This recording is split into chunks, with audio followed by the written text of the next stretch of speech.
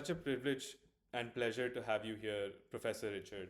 You're a historian of science and Christianity, and you teach at the University of Toronto, where in 2024 I had the opportunity to take a course with you called Playing with Fire. The course explored astrology, alchemy, witchcraft, magic, and demonology, and it really stayed with me. I'm excited to have this conversation with you, Professor, today because I'd love to revisit those same themes, but this time in a way that brings them to a wider audience. Does that sound good?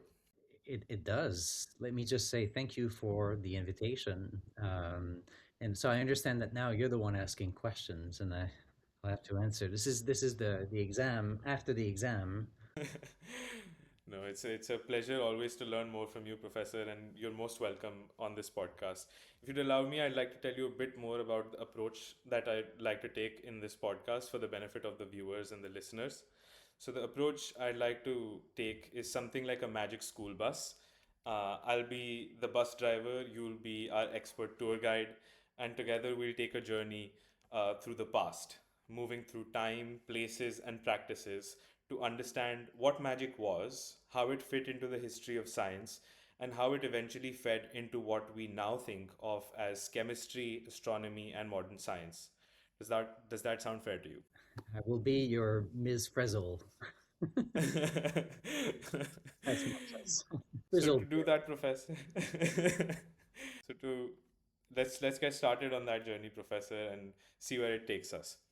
Now, to do that, I think the best way to start is not with definitions, but by grounding ourselves in a particular moment in history, so that listeners can feel like they're looking out of the window of that bus as we go. So let's put ourselves down somewhere specific. Uh, if if we were living in Europe around the year 1400, in what specific setting, at home, in church, at court, in the marketplace, would we encounter magic? All of the above, I think, is probably the short answer. Um, Magic is a very tricky term, right? And we could spend an entire podcast, I think, try to defining that particular concept. But I think most scholars would try to distinguish between folk magic, the sort of very mundane, common practices that would have been used in all of those places, right? From again, from the bedroom to the marketplace to the court,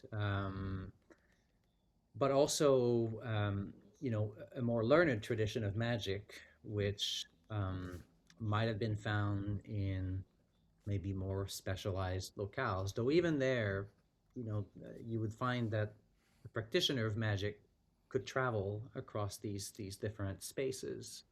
Uh, Folk magic would be things like charms, like little incantations or prayers or gestures, superstitious activities you would do as part of your common existence to help you, you know, go by your days, solve the mundane problems of your existence.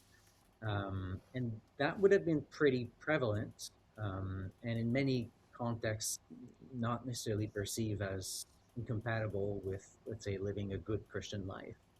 Uh, your local priest might disagree, but you would also find sometimes a local curate who would practice those kinds of charms in their own way, because it wasn't so clearly distinguished from the liturgical practice of the time.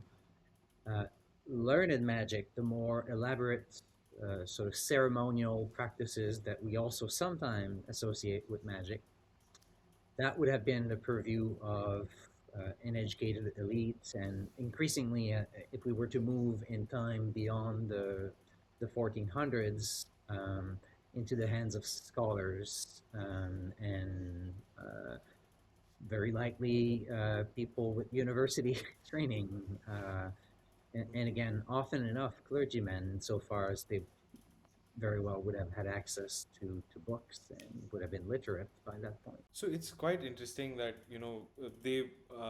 the humans in that time used to have the same anxieties as we do, illness, bad luck, sudden change. Agriculture was not as predictable as it is today. So they also were going through a lot of anxieties, and they chose to explain these things with the supernatural. Would that be correct to say? Like they had a supernatural explanation for these things? Or how did they explain these things? How did they explain illness or bad luck? Yeah, interesting. It depends what you mean by supernatural. And again, the distinction here might have, been lost on some of our historical figures. Um, there would have been appeal to supernatural or preternatural forces when someone, for instance, thought they might find help in the agency of spirits, demons, angels, and of course, again in Christian Europe, God. Right? You call on God's help. Maybe you direct um, your devotion to saints. Right? That would belong to the supernatural proper. But then there would also have been a widespread understanding that the world is filled with latent potencies, if you like, powers that are hidden in things, minerals, plants, animals, the planets, um, Planets, yes. and and then magic could also entail uncovering these hidden powers, these connections between things, and acting upon them, trying to sort of, you might say, activate that potential for whatever result. And then when you're talking of those kinds of endeavors, uh, it, it's very possible that you would have thought of it not as supernatural, but as natural in some way, a kind of natural magic. Um, whether or not it was right would be subject to debate. Maybe how do you know these secret powers, like who taught you how to manipulate those hidden forces, right? And this is where there's always a possibility here of some demonic agents in the background whispering into your ear telling you how to do things. So again, there are some categories we might use that might not apply so clearly back then. Um, and then you're perfectly right about saying that there's a lot of our contemporary worries that would also have existed back then. And then there would also have been worries that existed back then that we no longer face if we live in developed nation with all the technology that comes to our rescue and protects us from the elements. Um, so the 1400s was a harsh world relative to again our cozy existence. At least I'm calling from Toronto. Are you where are you? I'm in. I'm in You're Dubai. Dubai, like So so, things are good. yeah, exactly. But uh, in many ways, we're human beings. We fear for our lives at some point or other because we get sick and eventually we die. And so, concerned with prolonging our lives or at least maintaining a good health would have been on the forefront of many figures. Preventing injuries, which of course would have been more dramatic at a time where you don't have antibiotics. Preventing also bad lucks, as you say, right? So, like charms that would ward off, maybe nefarious effects from particular events taking place in the sky, or warding off the ill intentions of neighbors, perhaps, or competitors, right? So you mentioned the marketplace. You know, you're competing with other people. You're trying to get a head start, maybe, as you're selling your, I don't know, your fish, your vegetables, whatever it is. Maybe you'd rely on magic to gain an advantage. Uh, and again, there's a wide range of other issues we could think about. If you lose Yes. items, right? You lost your purse. how will you recover it? A crime was committed somewhere. Can we identify the guilty person? Would there be some kind of spell that would reveal it to you? Uh, Knowing the future, right, or the past. Those are things that are still with us and would have certainly preoccupied Yeah. some people at the time. Yes. I mean, those things still exist. Wanting to know your future, wanting to know your past with your horoscope. You mentioned astrology. I would love to slow down there for a minute. I mean, is it true that educated people in that time period, let's say from the 13th century to the 16th century, did they see astrology as a serious, rational way to understand the world? Would that Did that exist? Uh, yes, I think more than just like a way of making sense of the world, it would have been almost axiomatic that Hmm. the the configurations of the heavens, the planets, the stars, and their motions around the Earth, right? The view would have been for the vast majority of people, this is an Earth-centered universe. The Hmm. fundamental assumption, right, would have been that whatever these things are, star planets, they must have some kind of impact on the Earth. Whether that impact goes, all the way down to a particular existence, like an individual life, or whether it applies more broadly to climate and the weather and all that would depend, right? Not everybody believed astrology was a reliable source of insight. The kind of astrologies that purports to make specific predictions, for instance, about an individual's fate. Um, in fact, you might run into trouble if you made too strong an assertion in that time because it might run into you might run into conflict with um, church The church. authorities, and a Yes. key doctrine of Christianity would be the doctrine of free will, and so. But you wouldn't find a lot of astrologers in that period that would have made a claim that the stars compel a particular fate and there's no way to escape it.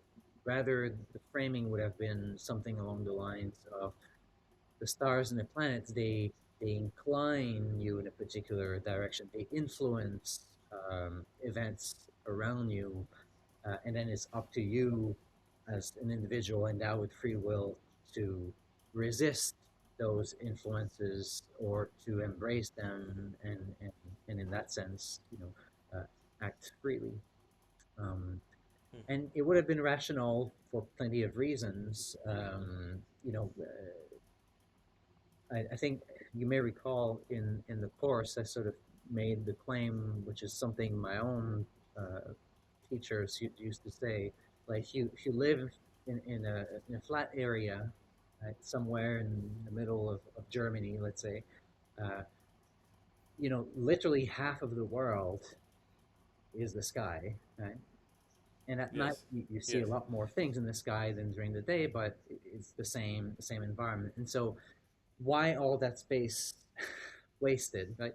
Should Yes. there not be Yes. some kind of meaning to it?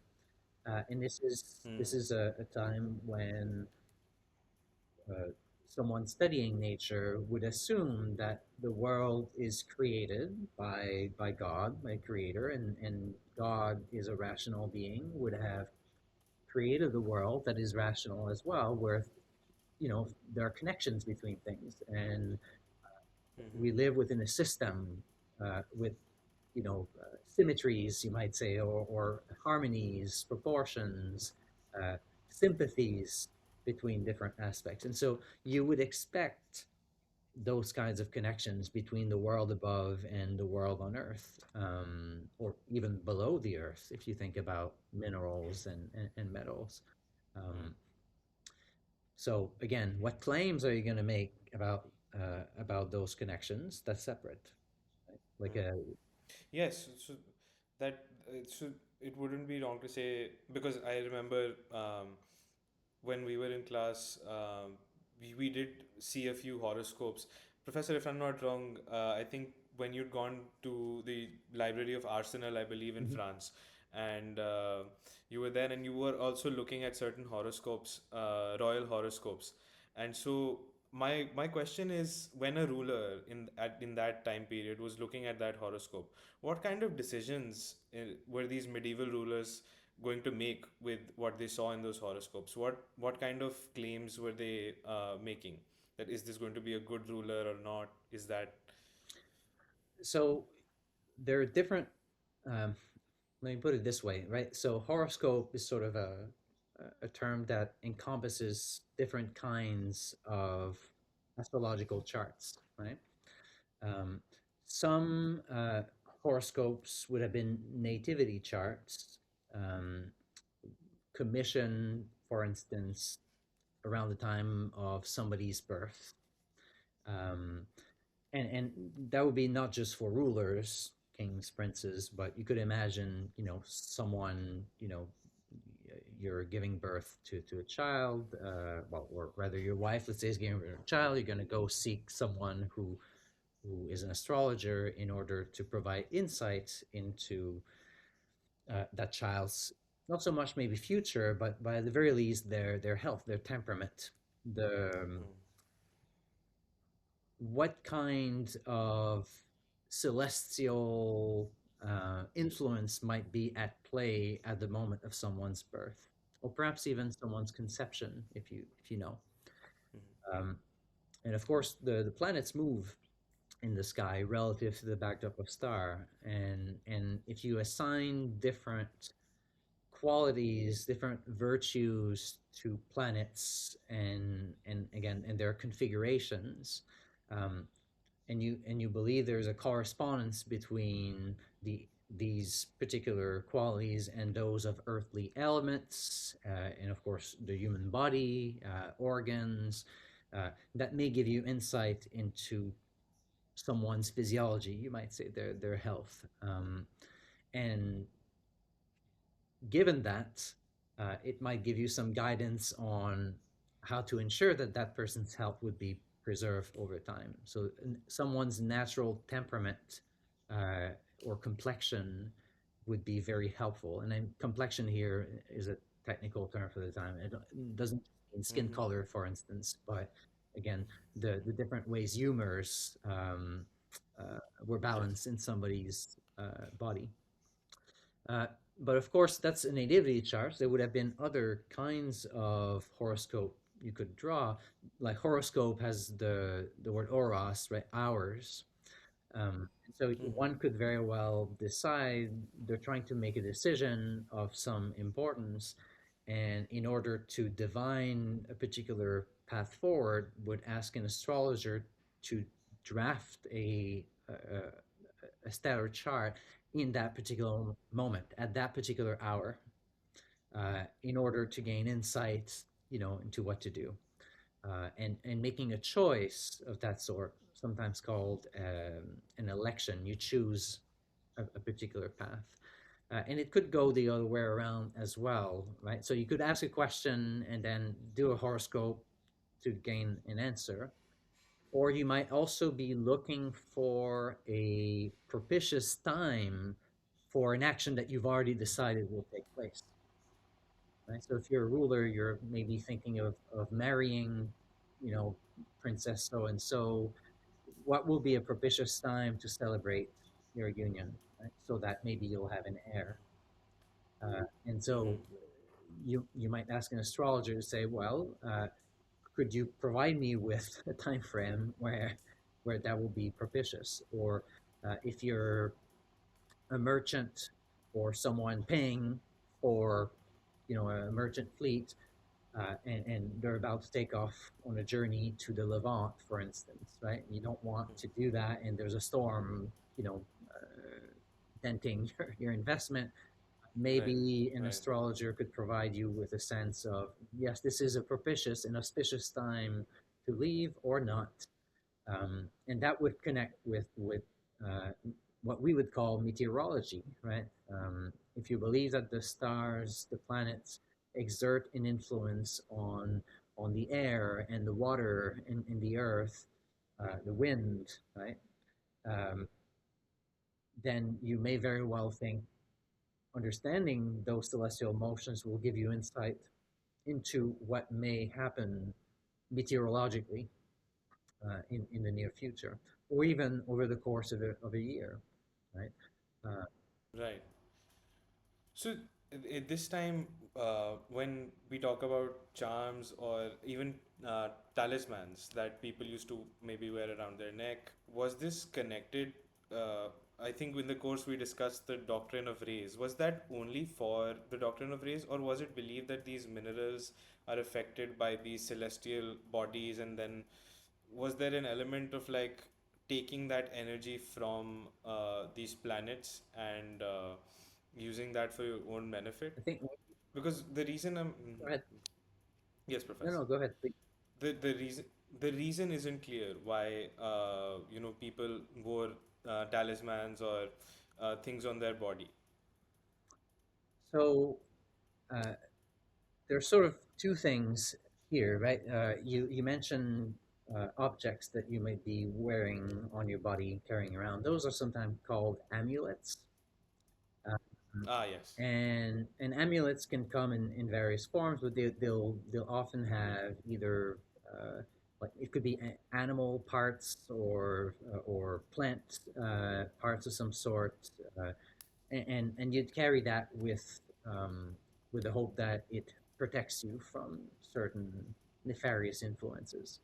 Uh, much like uh, on in a more sort of maybe religiously orthodox fashion, right? Someone would carry a relic of a saint, right? Someone who passed away in some physical remnant from their life would still sort of carry a kind of connection with the saint that looks over you, that protects you, um, or a cross even, right? As a you can think of that as a kind of protective device, except one that's approved by the church. Talisman can work a bit like amulets, um, but specifically they tend to refer to um, possibly a gemstone or some other sort of material that has something written on it, often the name of a maybe constellation, or and it would be imbued with a particular kind of power, certain virtues, because it is prepared at a particular time when specific planetary influences are at play. So Mm-hmm. maybe so it would have been widely understood that the sun is a good thing. Like it's good to take some sun, right? Go outside and so the idea of having like capturing some kind of solar or solary power or virtue, um, and Mm-hmm. having it with you, right? At other times than when the sun is out and you're able to take in as much of it, that would have been understood as a positive thing. Uh, and the same thing would go with other kinds of planetary influence. And you mentioned the doctrine of rays, like literally rays. Um, this is an idea that likely emerged in the Muslim world. Exactly when is not entirely clear, but it's sort of a an extension, if you like, of optics, right? The study of properties of light. Um, and if you generalize beyond the propagation of lights and maybe the ability to deflect them or refract them or capture them somehow to other kinds of perceptible or imperceptible emanations, um, then you have a kind of magic that would be called astral magic, right? The idea that maybe planets emit all kinds of rays where not just light and heat like the sun does, but maybe also extending some of their nature into the world all around them, and then us being recipient of those, but in a way that's a bit more sort of targeted, right? If you're able to sort of focus those rays and somehow capture their beneficial effect, you will be armed with either productive device or maybe something, that imbues you with earthly power, something beyond the ordinary abilities that you Yes. may have. Uh, and the name that's associated with that doctrine is al-Kindus, in Arabic al-Kindi. Although a few years ago, research pretty conclusively demonstrated that Al-Kindi, the historical figure, is not the author of the treatise that became so influential that you're referring to on rays, the doctrine of rays. And so more likely a later development, and eventually, it becomes quite popular in Western Europe in Latin. So it's interesting that, people have these desires, they have these fears. It's not enough for them to just look up and read signs in the sky. They're trying to bring those powers down to the earth and capture them and make them work for themselves. And that sort of reminds me of what an alchemist is also trying to do, is that he wants to generate some sort of power here, here on earth, or he's not satisfied with just looking up at the sky and having some vague idea of inclination. So let's talk about a bit about Sure. alchemy, and so in practical terms, when we say alchemists, what were these alchemists between the 14th and 16th century actually trying to produce or change in their workshops? Um, If I walked into an alchemist's workshop, let's say around 1500, what would I actually see? well, What was he trying to that's do? interesting.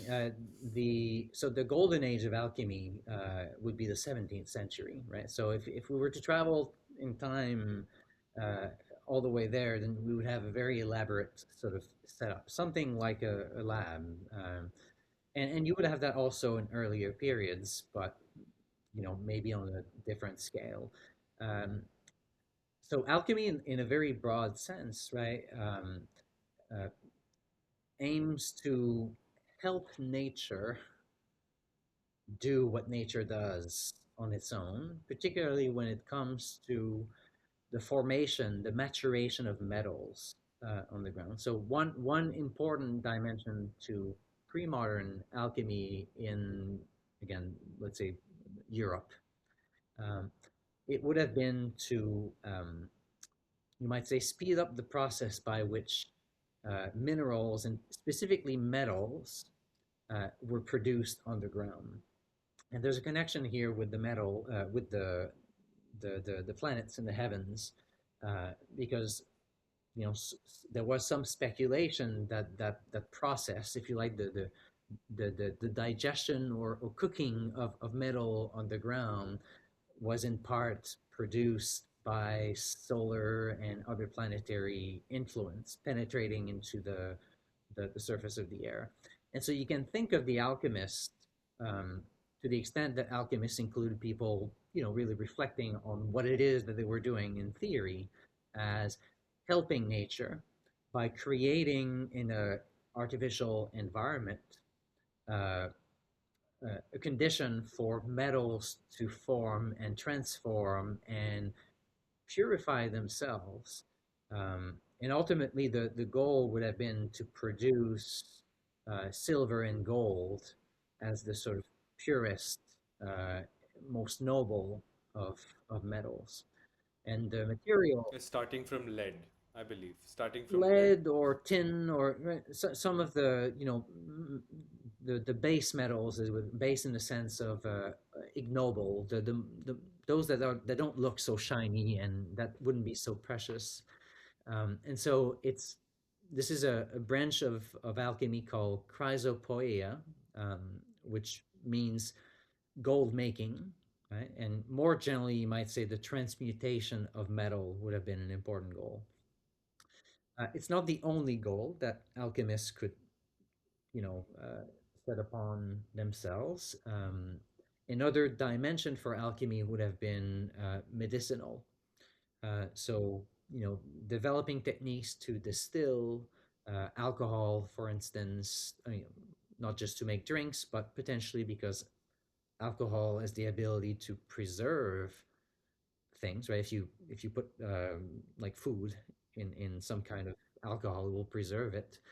Um, Mm. and you can extend that idea to, well, maybe you can figure out new remedies, elixirs, right? That would basically dissolve something in alcohol, and through a process of distillation um, and combination of substances, come up with a means of prolonging one's life, and or at least curing some illnesses, right, as they happen. The um, the goal of the alchemist, contrary to perhaps what is often propagated in modern pop culture, was not to achieve immortal life. Um, at least not in, again, the Western world. My understanding is that, for instance, the Chinese tradition of alchemy is much more comfortable with immortality as a concept. But that's not my area. I don't want to venture too deeply into it. But Christian alchemists, right? Was there a Christian, because there is a taboo around immortality in the Christian world, or was it just something that didn't occur to them I wouldn't as a say goal? a taboo, but remember that, so Christianity at its core, one of its core teaching is you embrace Christ. Um, we are living in a world that is, flawed and fallen. You embrace Christ in hope of achieving salvation. But salvation is achieving the reward, if you like, that you get is not in this life, right? Some kind of life eternal will take place at the end of days, um, and so death is kind of part of the part of the picture here. You Yes, of die course. and you will come back, or you may live. It's part of the eschatology of the religion, in that in the end times, Right. the resurrection, and And then so it wouldn't, like, to be resurrected in the yeah. flesh implies you've died, right? And so, although, there presumably there will be people alive when the day of judgment comes as well, and you could still be rewarded then. And so it's possible, you could imagine a modern day alchemist wanting to prolong their life indefinitely. But that is not really what you find in alchemical writings. Nor do you find a strong emphasis before the modern era on a sort of spiritual transformation. It is there, like in the language in which alchemy is often couched, um, but alchemy was not merely a metaphor for the purification of the soul, right? Like there were genuine um, laboratory experiments taking place aiming to achieve the great work. So the Philosopher's Stone, for instance, as a means of an agent of transmutation of base metal into gold, or as a means of developing a remedy, a panacea, right, that could solve all ailments and illnesses. Um, and along the way, you discover Professor, things. I had a question. I had a question about the Philosopher's Stone. When we talk about, was it kind of like the Midas touch, where if you touch the Philosopher's Stone, it turns to gold, like whatever touches the Philosopher's Stone? No, not really. So the Philosopher's Stone is not really a stone. First of all, it's not entirely clear what it is, but it's a substance. Um, Sometimes described as a kind of maybe red, powdery, um, like substance, possibly a white one or a combination of both.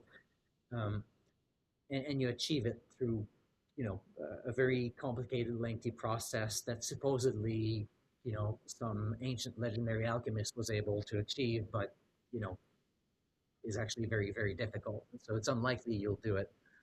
Uh, what it is again an agent of transmutation. So it is a substance that has active power, such that when you insert it in, let's say, a crucible that has molten lead or some other substance, it carries with it maybe a seed of gold, and it enables the multiplication of that seed or its augmentation. Uh, and therefore transmutation will happen, and the stone sort of precipitates the process, or kind of catalyst maybe. It also has the Mm-hmm. property of requiring very little of it to generate a lot of gold out of a limited amount of substance, right? So it's not a situation here where you have a pound of lead and you create a pound of gold. It might be you produce a lot more. Um, and you have to understand too that like metals are often found in alloys, or well, they're sort of mixed, right? Like it's not, you don't have like a pure gold when you mine it, right? Or pure silver.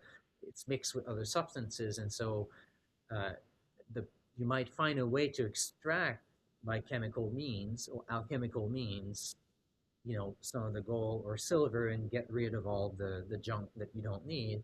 But that gives you very, very little, and it takes a lot of time and energy to do it. If you're able instead to have something that enables a, a highly pure amount of gold, and a large amount of it to be produced from little, uh, that's a it promises like untold riches.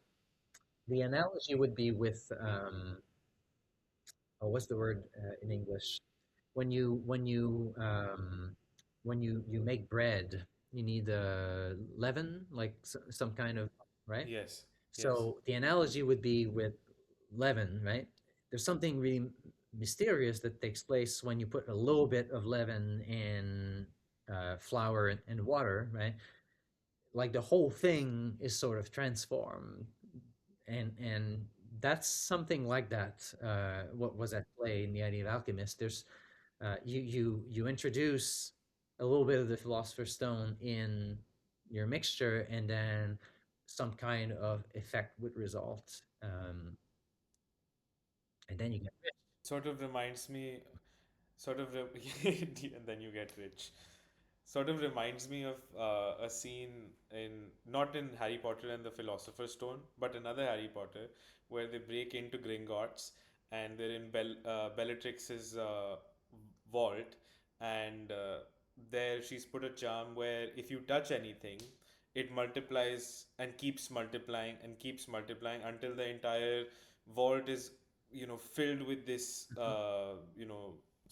with this gold chalice, and then uh, it's overflowing, and so it sort of reminds me of that.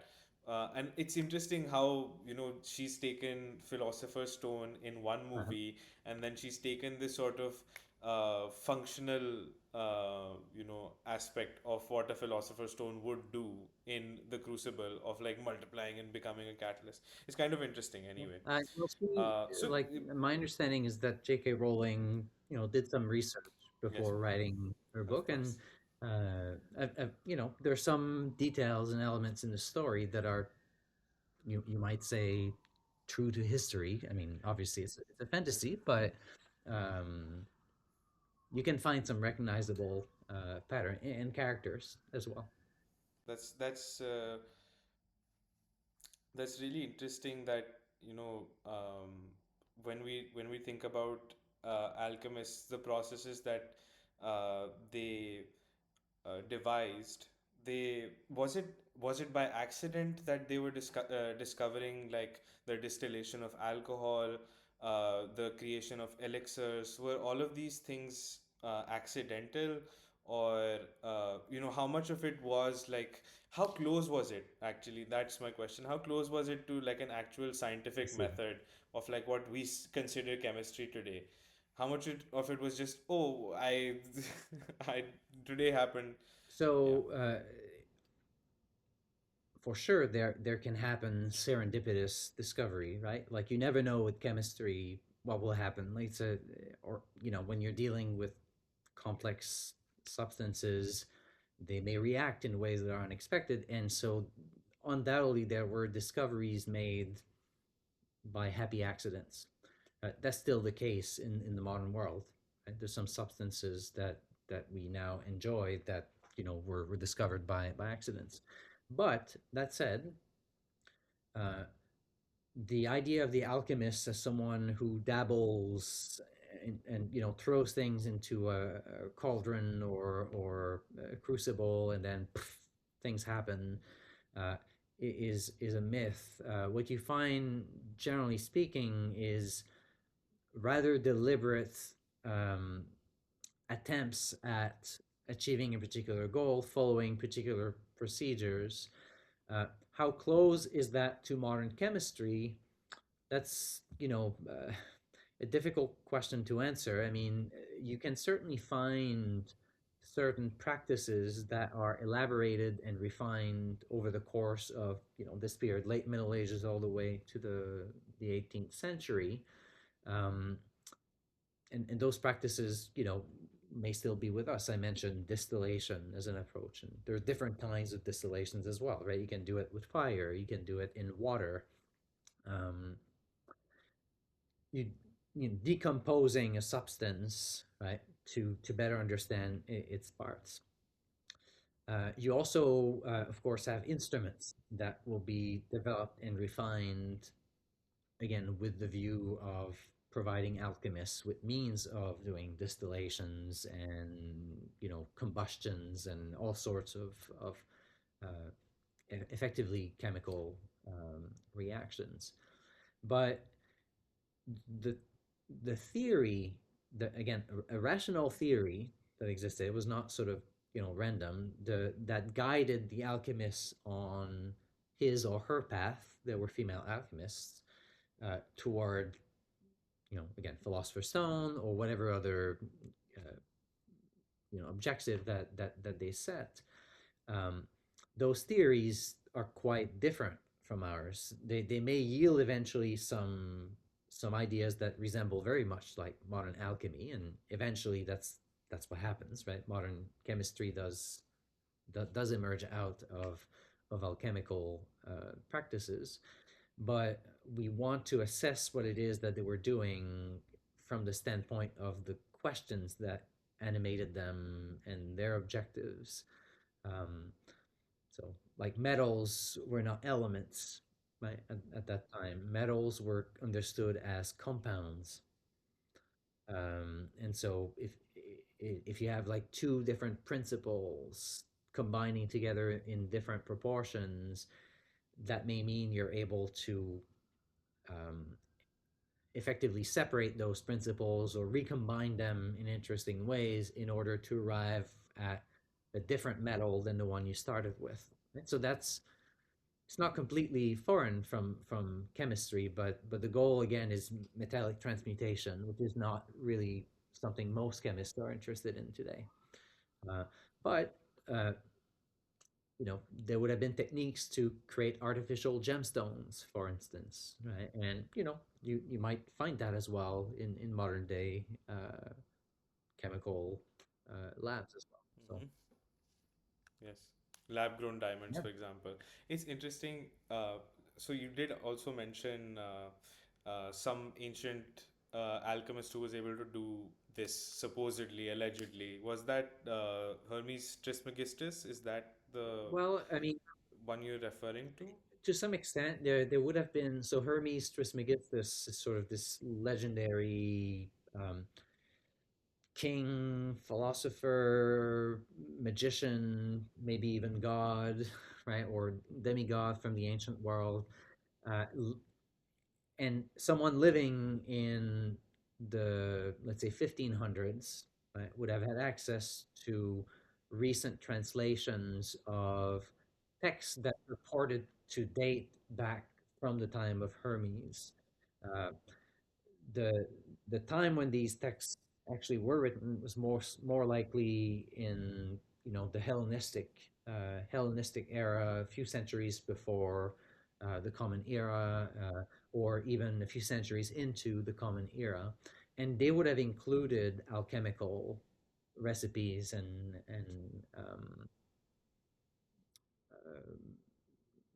maybe outlines of what the alchemical quest would look like.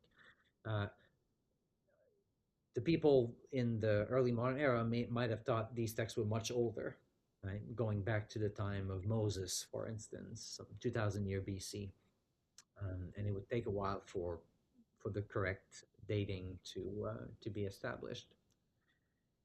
The kind of alchemist I had in mind, a sort of famous figure, more likely would have been coming from the Muslim world. Maybe some like famous scholar in the Abbasid Caliphate, a man like Ibn Jabir, who would be known as Geber in the Latin West. Uh, a figure like that um, would probably have existed, or it's a name maybe that would have sort of been a label for a whole school of thinkers, with maybe one of them named Jabir. Uh, and the practice at the time is if you work through a kind of apprenticeship, right, you will produce works, but you may very well put the name of your master uh, on the cover page, so to speak. Uh, but then what tends to happen afterwards is that people working in that tradition may also, write more recent works, and still attribute the work to someone who lived centuries earlier, uh, because it sort of elevates, it gives a dignity to what it is that you're doing, and producing. And you may generally, It sort of yeah, you may have thought, it legitimizes. yeah, Yeah. there's a legitimacy, yeah, that may come from it. And this is not just in alchemy; you would find that in other contexts as well. And so, someone might think in the early modern period they're following, particular recipe or procedure that comes from the work of Jabir or Geber, but really what they have is a later text that falls within a particular tradition. Um, so We have a long history of these things having been written down from the Hellenistic period to the medieval period, where people keep rediscovering these things, maybe from different geographies, from different time periods.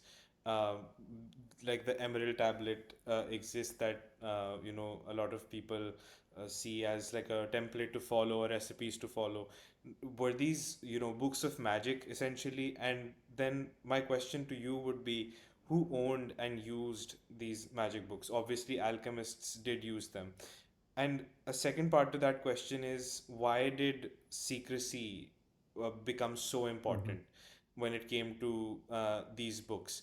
And alchemical recipes might be one, grimoires might be another, but why is secrecy so important? um, so maybe we can start with the secrecy.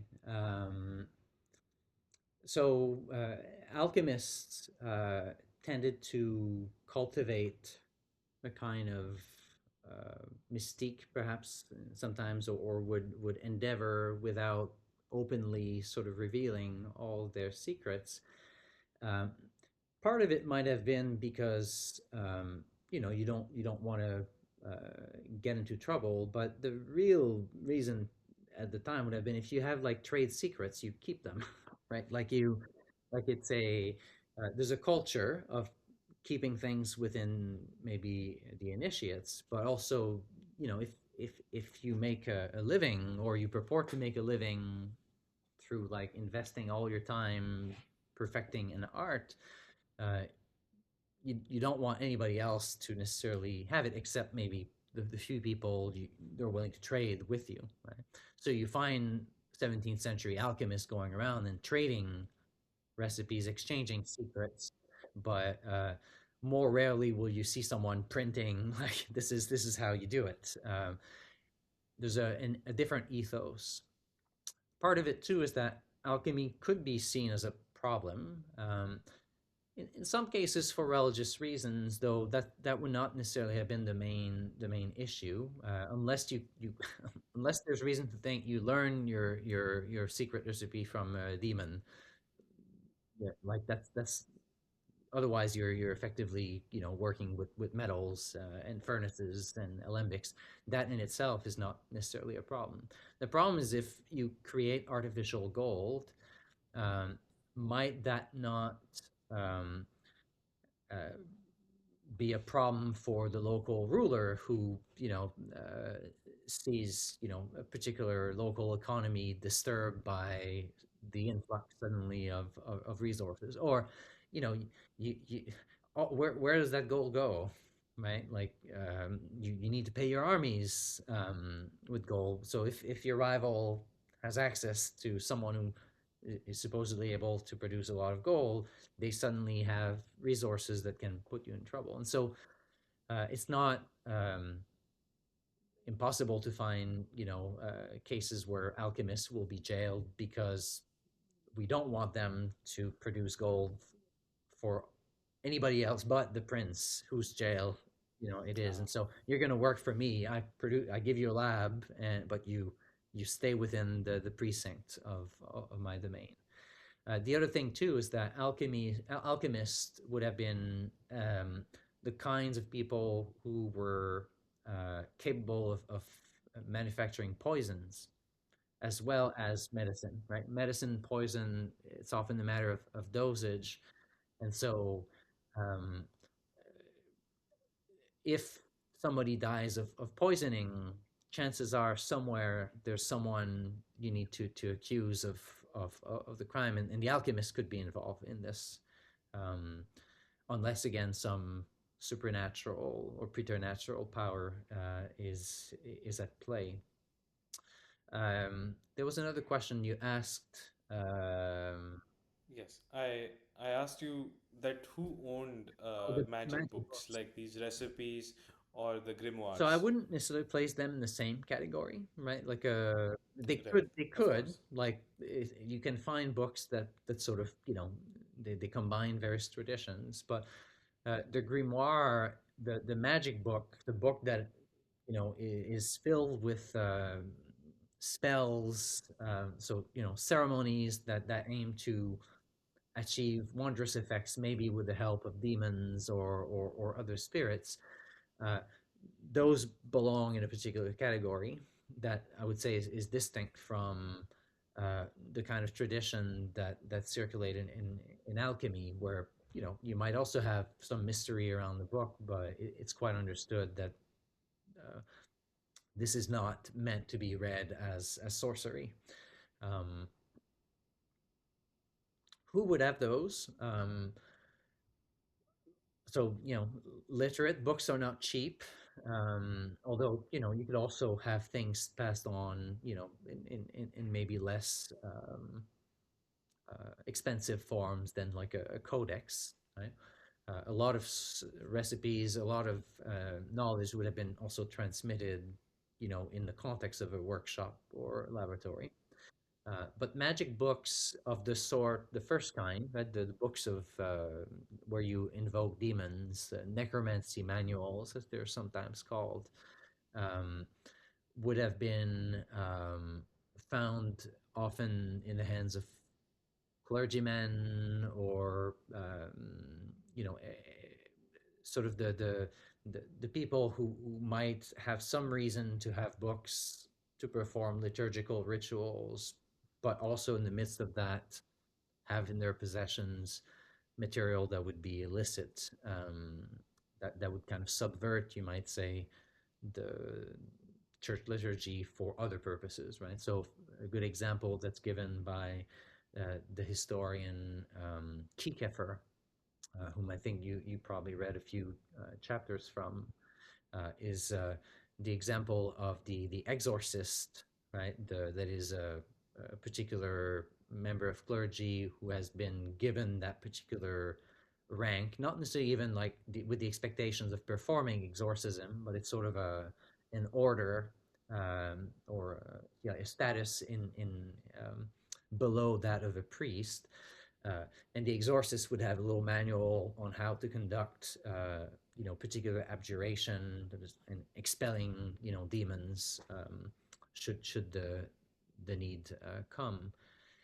Well, that kind of ritual is not that different from a ritual where you would try to convoke a demon and then bind the demon in your service so that you know it would perform tasks that you wouldn't be able to do it on your own. Right? And so these books exist. We have examples of them. We don't have much insight into exactly who were using these books and the extent to Of which they course. believe that this was working and that they had successfully accomplished some of the experiments, as they're sometimes called, within those texts. Um, but we do have obviously records of authorities that would see those as problematic and dangerous, either secular or religious authorities that would, you know, like destroy the books because they were thought to be nefarious in and of themselves. That seems to be a recurring uh, thing here, a recurring theme, where people with somewhat noble intentions of maybe curing diseases with folk magic or with alchemy and creating elixirs and helping people. Maybe some people did have malicious intentions as well, but a lot of it seems to be like a pursuit of knowledge. And so, but at the same time, there is this fear of prosecution and this paranoia among the institution of, let's say, the church or other secular institutions as well, where they fear that maybe they're interfacing with demonic entities and they're trying to use it, and they see that as an obvious threat.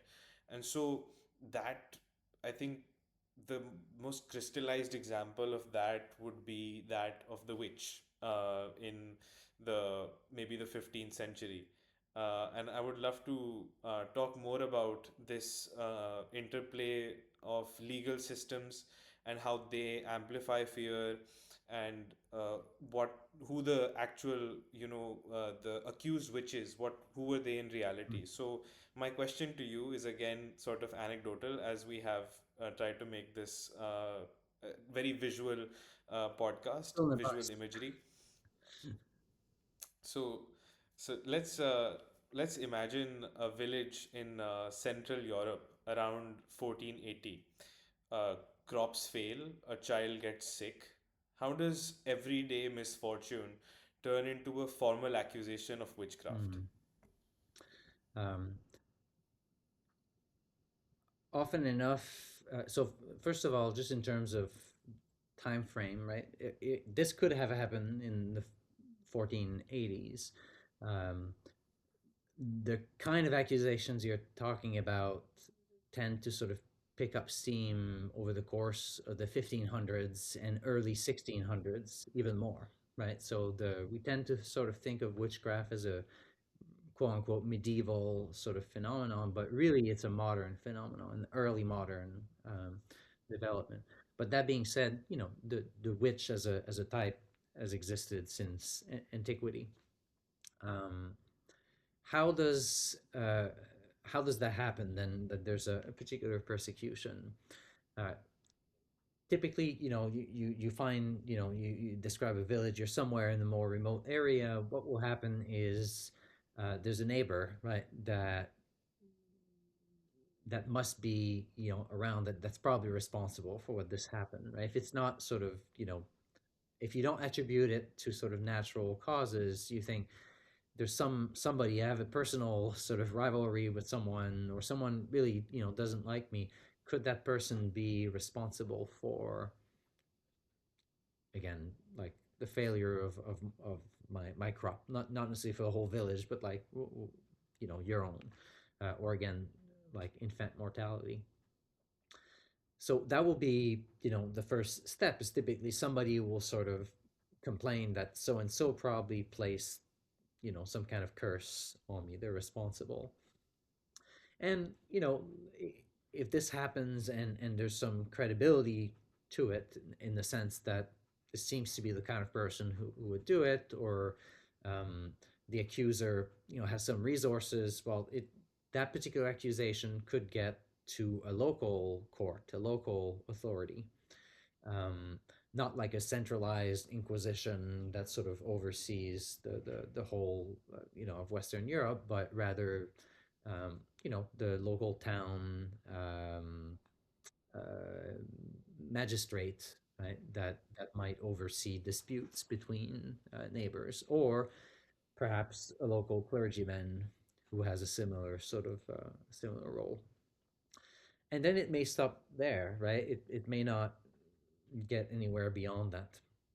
The real issue around sort of witch persecution is when the kind of ordinary sort of rivalries, involving ordinary charms as people practice them, uh, are placed against a wider sort of backdrop of uh, political and religious turbulence, um, and broader, anxieties on level of environmental sort of pressure, and combine that with individuals who now lean on a slowly developing legal theory of witchcraft, and a slowly building theory of demonology, who then starts to see these individual issues as part of a wider pattern. Um, so this is a time, where you have apocalyptic, fears rising, and if people feel that we're on the cusp of profound transformations, the Antichrist is about to come, and tribulations will befall us. Uh, this will comes with a sudden influx of demons in the world, and the demons may, find their human vessels or allies, their spies, in the person of the witch. The witch is someone who implicitly or explicitly makes a compact with demons, with the devil, and that imbues the witch with this maleficent power, this evil eye, this ability to cause harm, maleficium, on other people. Uh, and so, if that's the theoretical framework that you use to make sense of the bigger, uh, like backdrop of hardships that befalls a particular region in Europe, whether it's war, pestilence, drought, storms, you have a good recipe for what will be known as sort of the witch craze, quote unquote, or the witch persecutions, which will be not just one accusation, but an accusation being brought up in a legal system that leads to torture, and then further denunciations of potential accomplices, who then effectively lead to multiplications of cases. uh, Largely this takes place in the imagination of demonologists, of people looking for issues, um, but concretely it will result in many executions, and again, like really sadistic torture in some cases, of many witches throughout Northern Europe and Southern Europe. People try to reduce it down to something as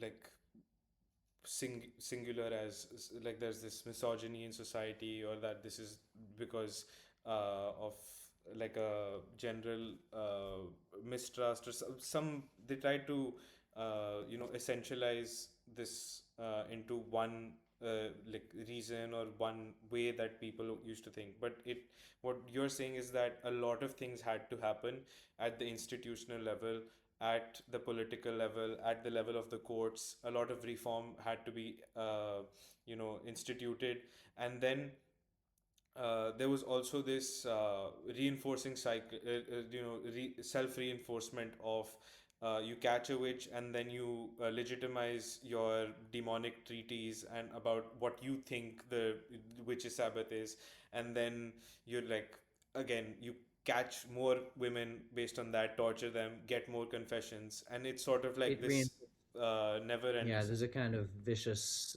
sort of circle here where, yeah, preconditions are there for it, and then it takes on a kind of life of its own. So that's certainly a very unfortunate, like, time in history.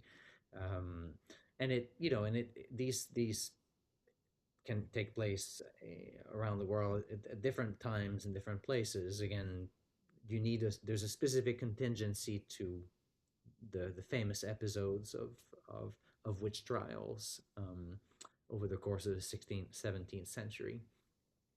Um, and yeah, you're quite right about sort of this idea of like there's a sort of build up on a legal level, often in the form of papal decrees, but also, again, it's important to underscore it's not like in the 16th, 17th century the Pope has a kind of hold on all of Europe, and he sends inquisitors to chase after witches.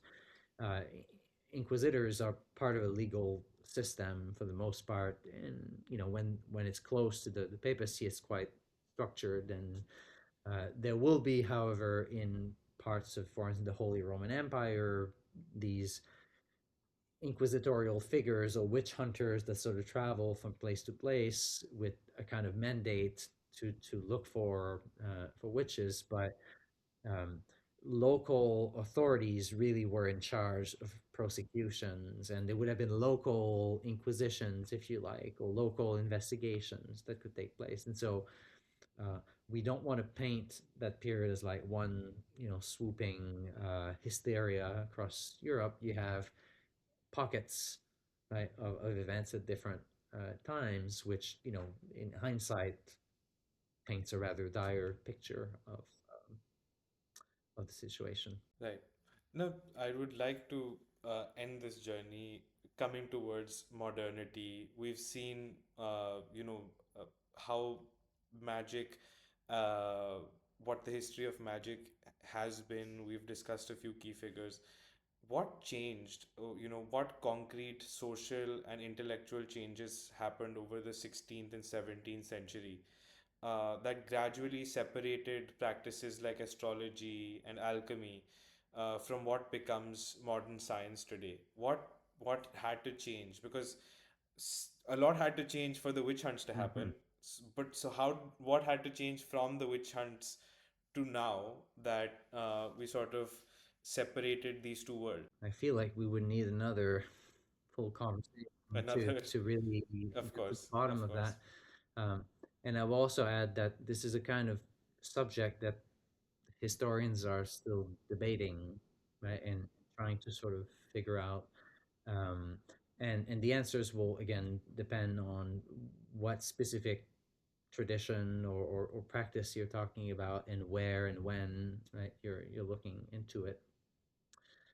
The general trend is that, as far as astrology is concerned, over the course of the 17th century, it loses some of its legitimacy as an intellectual pursuit in the context of the universities, in the context of academies. Doesn't disappear by any stretch of the term, but uh, in the late 17th century, you find rather abruptly that astrology is sort of, passed into a different category, as maybe being superstitious. Accusation that astrologers were foolish, like, goes back to the ancient world. Um, it, it's just that at that point you have sort of a reassertion of those tropes with a social climate where um, the we wouldn't say a scientist at that time, but the, let's say, the astronomer or the natural philosopher is establishing himself, occasionally herself, in a different category than what came prior. Um, and it may still very well be the case that the heavens exert an influence on earthly events on a sort of, broadly construed climatological or meteorological level, maybe even on people's health, as in, cycles maybe of diseases, illnesses. But individual faith, changing, being determined by stellar motion and configuration, that sort of disappears, or anyway becomes the purview of maybe if not just the masses, let's say, middle and lower classes. Um, Classes is not quite the right term. Like this is a pre-social class world as well, but different estates, you might say. Why it happens again, difficult. I think you could find sociological reasons again, like you're trying to define yourself as different from what the general population does. The local soothsayer or fortune teller is not what the natural philosopher, astronomer, chemist for that matter, right? That's part of an established body, like a Royal Academy, for instance, would do. Alchemy suffers a similar sort of fate, though again, there are elements of alchemy that will continue to be perfectly respectable, and it becomes integrated within uh, physics and chemistry. And alchemists, for that is, if you mean people still seeking alchemical transmutation of substances, including metals, they persist throughout the 18th century. They sort of go underground, arguably, and then they will have their resurgence in the 19th century, and there's a reinvention of it. Yes, People yes. who are interested in reading more about this should read Secrets of Alchemy by Lawrence Principe, uh, who's one of the better, most accessible work telling that history. Um, the question of magic is even more complicated, and I don't even feel like we can get into it. But you're right about witchcraft, that in the same way that a legal kind of apparatus or structure that had enabled persecution on a large scale is undone or comes undone over the course of the 17th century and 18th century, and at different places, in different ways. And in some places, it never really was in place, at all. Like England, for instance, doesn't witness like very large scale persecution because of its common law system. It just wouldn't lend the kind of power that a magistrate somewhere in Germany might have over a particular uh, like bishopric or principality. And so, if you're judged by your peers, maybe you're less likely to turn that into a chain effect of condemnation than if there's one person at the top who makes the decision. Um, Legal theories emerge. Things like witchcraft arguably shift from being either a heresy, like you're demon worshipping, or a crime of the sort, where deliberate murder is effected through the use of these powers. A shift from that to maybe a concept of fraud, or maybe even self-deception, right? In the like maybe witches are real, but they don't actually perform anything that's real. They just fool themselves into thinking so. And in the case of, if in fact, if witchcraft if witchcraft is prosecuted as a kind of fraud, it will not yield the same penalties than if it is prosecuted as maleficium in the church court, where what's at stake is not just the harm you may cause to a neighbor, but um, you know the defeat of Christendom by the Antichrist, right? Like it's a different framework, and it sort of you know tempers itself, but there will still be laws against witchcraft well into the modern era. In fact, there are still laws in many places today on the books against witchcraft, but it would be treated more like, again, it's illegal to defraud a client pretending you have magical powers, right? That kind of um,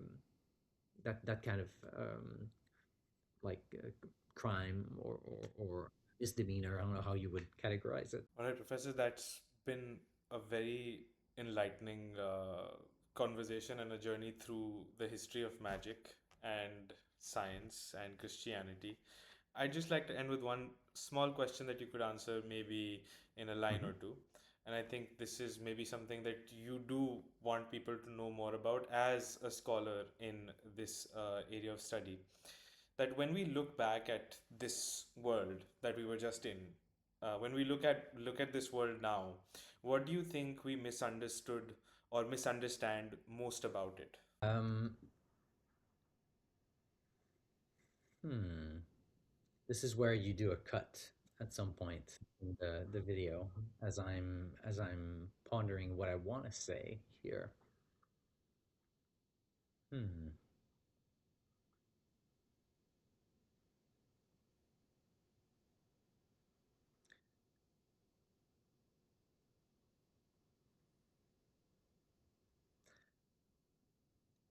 I think the most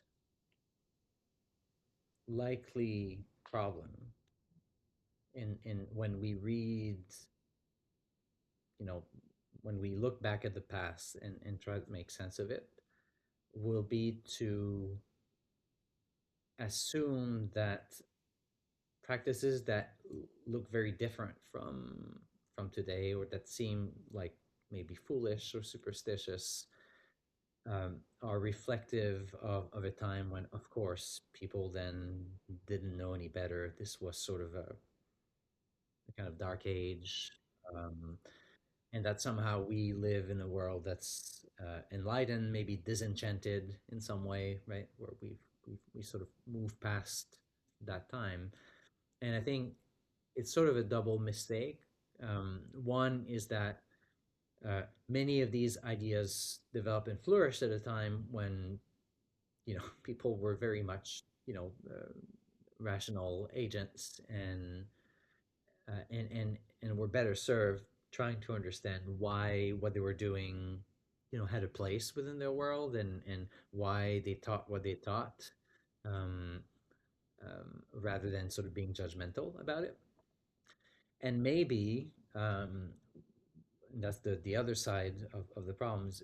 We may have a tendency to see our age as a bit more enlightened than it is, and it wouldn't be too hard if we looked into it to find that much of those traditions have endured and still thrive in our life. And I mean, we've discussed about that.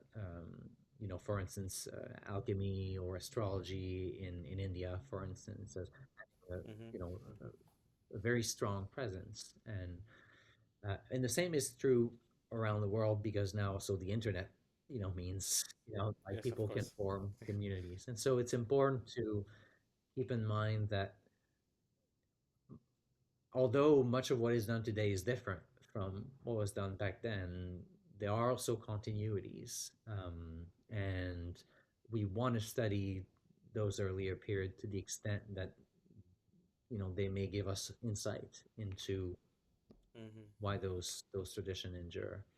Um, they're not strictly speaking pseudosciences either, right? It's not as simple as sort of drawing a line to demarcate sort of pre-modern thinking, superstition or pseudoscience, and then the modern world as knowing better. Uh, I don't know what things will look like in a few centuries, but I bet they'll look at some of the things we do and say and and maybe be tempted with the same kind of smugness like reaction. Like Yes. so that would be sort of the general word of caution. But there are other smaller points that I'm sure we could unpack if we had more time. So I Of leave it. course. Professor, this reminds me of that meme that I showed you the last time we spoke, where every sort of civilization or period in history believes that they figured it out. Like when they when they invented writing, and I'll put it up here on the Yeah, I was screen, gonna say you. that when they invented writing, yeah. They were like, oh, the world is a book and there is a divine author. And then today we're doing the same thing. We're approaching the same sort of the same world that our ancestors lived in and trying to make sense of it. It just, we have this air of arrogance, which I believe every civilization seems to have. which is fine. And it's part of the process that we will be smug, and the people after us but maybe a little bit less smart. will. Yes. Uh, yes. All right. Well, you. Thank you, Professor. Thank you so much for your time. Thank you for sharing so much of your expertise and knowledge and time with us. It's a great privilege for us, and I hope the audience can um, get something that makes them more interested in the history of magic, the history of science, and I would love for them to reach out and in the comments and write if they have any questions, and I'd love to share those with you, and maybe we can have a future discussion where we have sort of an ask me anything where we answer audience I would questions, love to. seeing what they have to ask, because I think we've touched on a lot of interesting topics, and I know that people nowadays are dying to hear more about the history of these very mysterious subjects, and so I really appreciate your time, Professor. It's a pleasure to have you on, and I'd love to have you again Tejas. sometime soon. Stay in touch. Thank you. Thank you, Professor.